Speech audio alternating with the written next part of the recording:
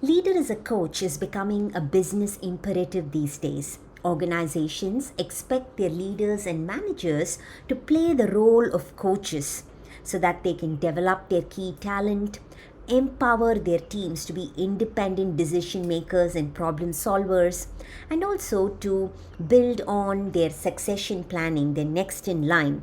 So a lot of things can be achieved through a coaching culture within organizations. A manager or leader who is typically with a lens of command and control now has to operate with a lens of curiosity. Now, how could you do that effectively? Right? How do you bring about this shift in a deliberate manner, but yet in a manner that brings greater results for you? The first thing, or the most important thing to remember, is how do I get comfortable from moving from knowing to not knowing? And that's an important shift that is required, a mindset shift that is required in managers and leaders.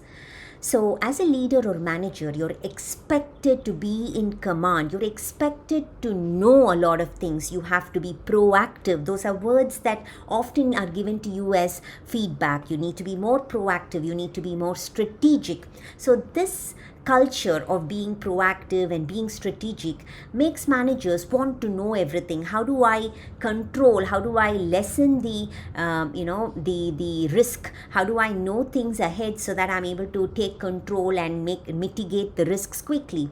So this is the lens that managers are expected, and most times they have to do that. But if you want to flip to becoming an executive coach to your own teams, now you need to get comfortable with not knowing, operating from the space of not having a lot of information in front of you, or not knowing too much so that you don't get into a solution mode immediately or a telling mode. So how do I become comfortable with not knowing is the mindset that leaders need to develop so that they are able to act as coaches, and only then will you be able to move from the command and control lens to a curiosity lens.